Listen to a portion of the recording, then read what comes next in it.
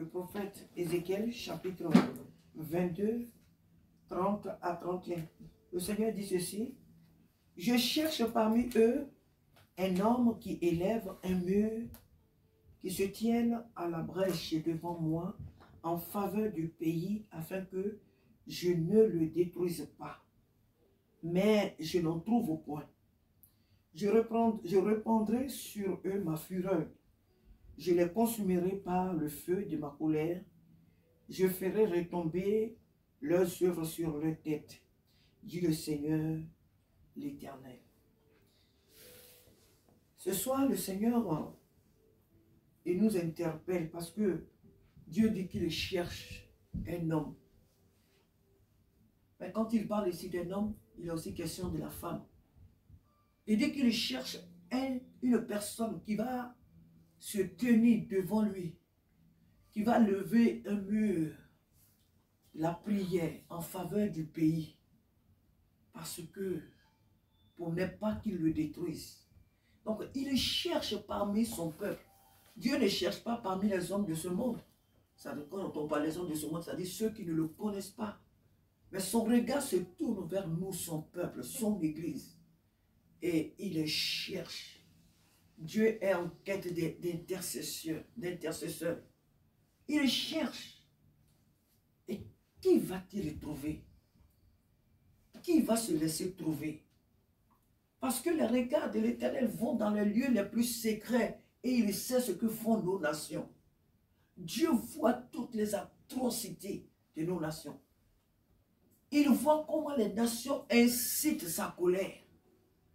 Il voit comment les nations provoquent son ardente colère pour envoyer les famines, pour envoyer des maladies, pour envoyer des tempêtes, pour envoyer des désastres.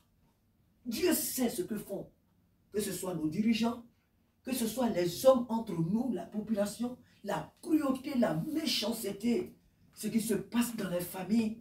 Dieu voit, il y a des familles, l'atrocité, c'est pas possible. Ce qui se passe au sein de leur famille, il y a des parents qui abusent de leurs enfants, il y a beaucoup de choses qui se passent. Et les regards de Dieu voient toutes ces choses. La méchanceté des nations, l'abomination sexuelle, mais les atrocités qu'on ne peut même pas nommer qui se passent. Et les regards de Dieu voient toutes ces choses et son peuple est endormi. On ne prie pas pour le vrai sujet. Quand on nous dit de prier, on prie pour nos vies, on prie pour nos petites vies. Dieu, donne-moi le travail, donne-moi une femme, donne-moi des enfants, donne-moi un mari, donne-moi une maison, donne-moi ça. Notre Père est tout puissant, notre Père est Dieu, notre Père est le roi des rois. Donc, il doit nous donner ça. Seigneur, donne-moi, Seigneur, donne-moi, Seigneur, donne-moi. Et il n'y a que nous dans nos prières. Ce que nous appelons les intercessions, souvent, c'est de notre personne qu'il est question. On s'inquiète plus de nous-mêmes que des autres. Et encore, quand on veut élargir un peu cet espace de prière, on prie pour nos parents qui ne sont pas convertis, nos enfants qui sont peut-être quelque part rebelles à la parole de Dieu. Mais on prie pour nos familles. Mais on n'élargit pas notre vision d'intercession. Et on est là, quand on se lève, c'est nous qui prophétisons, Dieu va frapper. Dieu m'a révélé qu'il va frapper.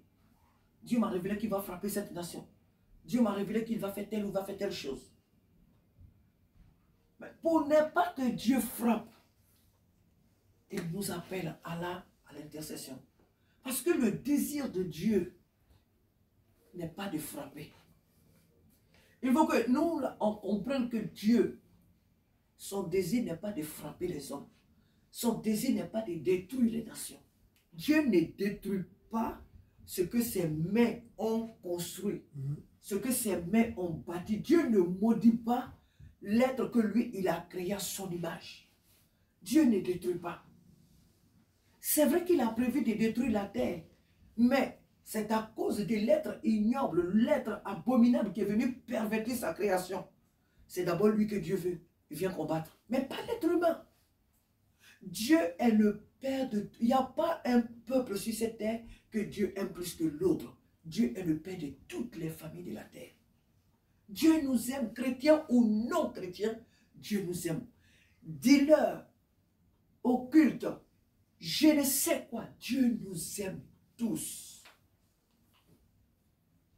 Dieu nous aime, nous les hommes tous sortis d'Adam et Ève, Dieu nous porte tous dans son cœur. Il n'y a pas un que Dieu aime plus que l'autre. La Bible dit, car Dieu a tant aimé le monde. Il n'a pas dit qu'il a tant aimé que Israël, non. Il a tant aimé le monde qu'il a donné son Fils Jésus-Christ, afin que quiconque croit en lui ne périsse point, mais qu'il ait la vie éternelle. Donc l'amour de Dieu est pour tous les peuples. Il ne faut pas qu'on pense que oui, Dieu a dit qu'il va détruire telle nation, donc on est là et puis on ne fait rien. Parce que mais quand Dieu va détruire, tu es parmi. Tu ne seras pas épargné. Si Dieu va détruire le pays dans lequel tu vis là, toi-même là aussi tu seras détruite. Sinon tu seras détruit aussi. Dieu ne veut pas détruire les nations. Dieu ne veut pas détruire les peuples. Dieu ne veut pas envoyer des calamités sur les nations. C'est pourquoi il nous appelle à prier en faveur de ces nations. On a vu ici, on a les témoignages des nations, de nos frères qui ont intercédé durant des mois, durant même des années, pour un réveil dans certains lieux. Et quand ce réveil-là est venu, mais vraiment des vies ont été gagnées.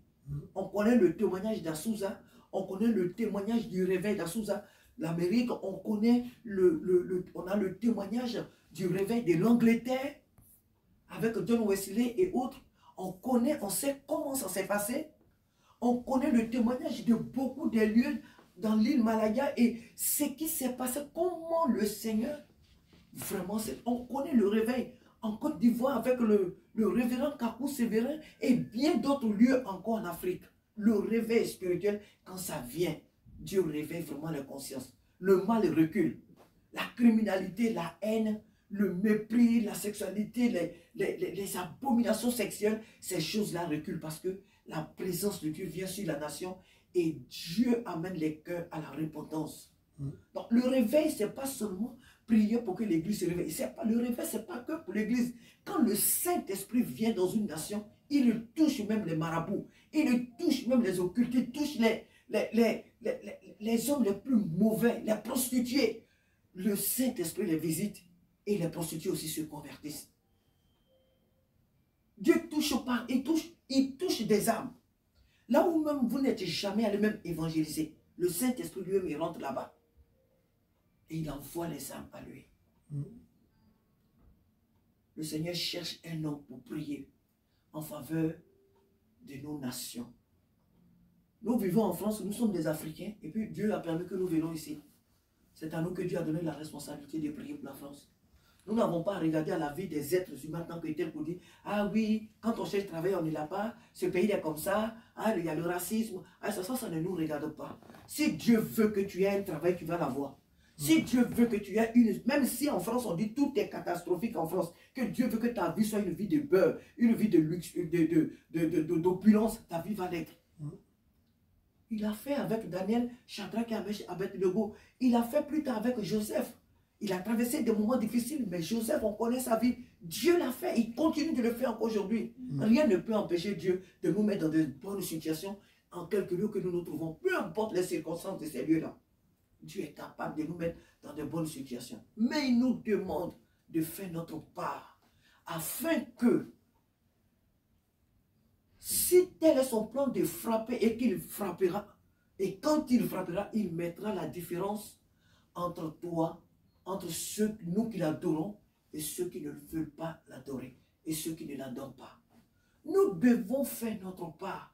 Nous devons prier pour les populations. Nous devons prier pour les nations au milieu desquelles nous vivons, chers frères et sœurs. Nous devons prier. Nous devons appeler Dieu au secours.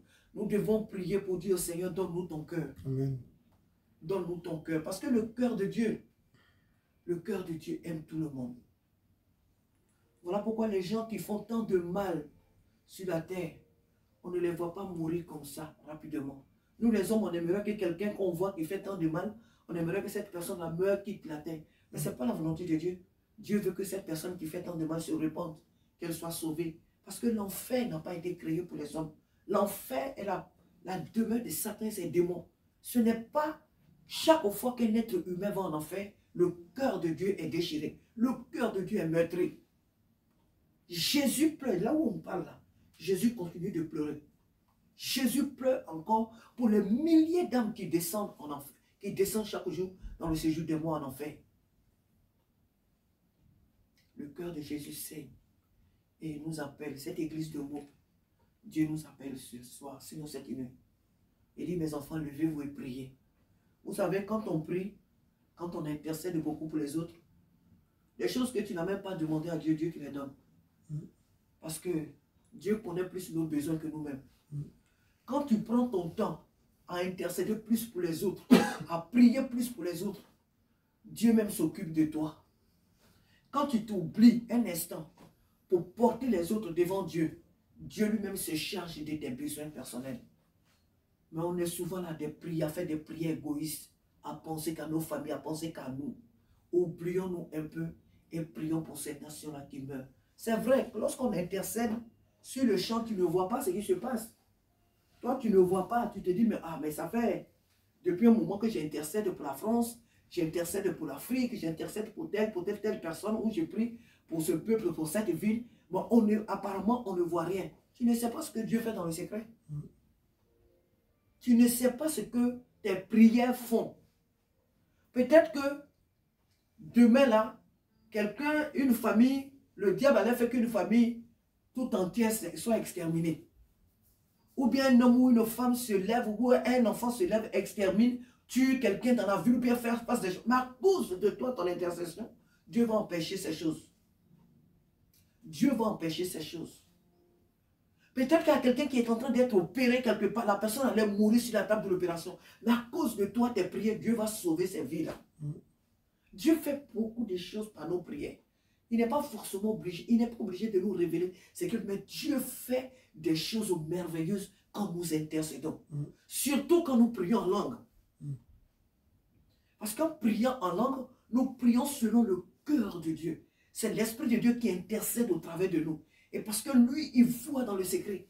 En priant en langue, tu peux intercéder pour quelqu'un, peut-être qui est poursuivi quelque part, peut-être une jeune fille qui allait être tuée, quelqu'un qui allait être enlevé, qui allait être assassiné. Tu ne sais pas.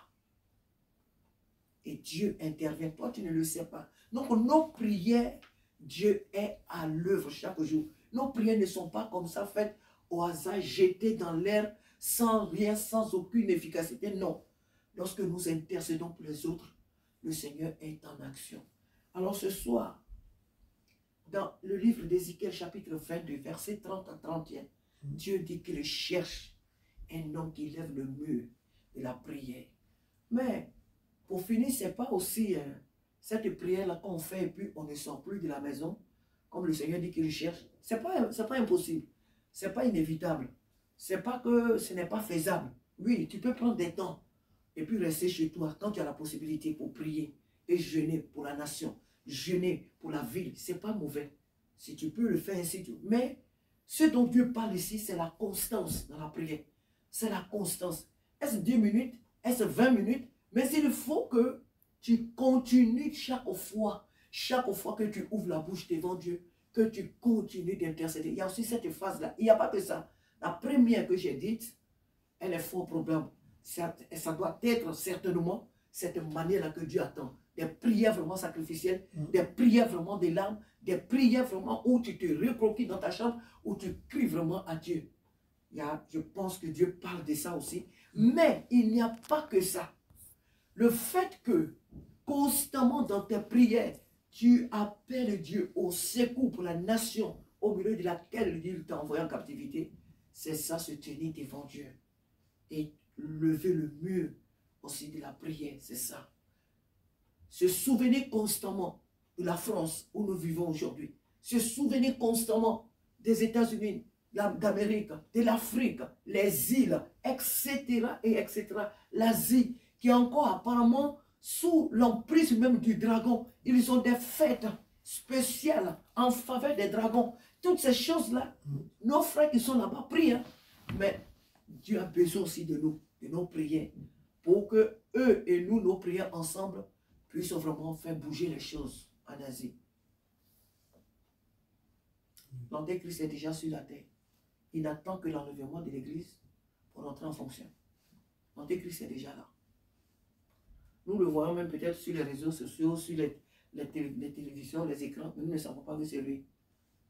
L'Antéchrist, il est déjà là. Il attend que l'Église, l'enlèvement de l'Église, pour se mettre en action.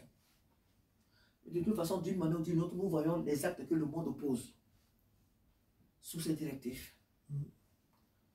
Donc, nous devons prier vraiment pour le salut. C'est ça. Moi, je dis souvent pour finir aussi que lorsque nous prions beaucoup pour les artistes, pour les cinéastes, pour les acteurs du cinéma, que ce soit. Et quand on attend que ces gens-là meurent, tu ne sais pas dans quelles conditions la personne est morte. Tu ne sais pas ce que la personne a dit à Dieu avant de mourir sur son lit de l'hôpital. Tu ne sais pas. On ne sait pas comment les gens... la Bible, Jésus l'a dit, hein, qu'au ciel, nous serons étonnés de voir même des prostituées. Ça veut dire quoi? Ça veut dire que nous serons étonnés de voir certaines personnes que nous croyons sur cette terre-là, des pires personnes, des mauvaises personnes, nous serons étonnés de les retrouver au ciel. Mais on va dire, ah, mais comment ça se fait que tel chanteur du monde qui était comme ça, qui devant aux yeux du monde entier adorait le diable, comment ça se fait qu'elle s'est retrouvée au ciel? Le Seigneur va te montrer les prières que tu faisais deux fois dans ta chambre. Tu priais pour lui. Avant de mourir, je me suis révélé à lui sur le lit de l'hôpital. Il a confessé son péché. Il a été sauvé. Il y a trop de mystères sur la terre. Les gens ne savent pas comment Hitler est mort. Hein? Les gens ne savent pas comment Staline est mort. Sur son lit de l'hôpital, on ne sait pas ce qu'il a dit avant de mourir. Hitler, là, on ne sait pas ce qu'il a dit avant de mourir. Souvent, il y a certaines personnes qui donnent des témoignages. Oui, on a été en enfer, on a vu tel, on a vu tel, on a vu tel là-bas. Mais moi, j'ai dit que on ne sait pas comment la plupart des personnes ont quitté ce monde. Donc, il faut continuer vraiment d'intercéder, de prier. Il nous faut nous oublier si peu de temps et apporter vraiment nos nations devant le Seigneur. Dieu dit qu'il cherche que nous soyons cette église-là dont il a besoin pour sauver la France, pour sauver vraiment des nations. Vraiment que le Seigneur nous aide. Amen. Que toute la gloire lui soit rendue.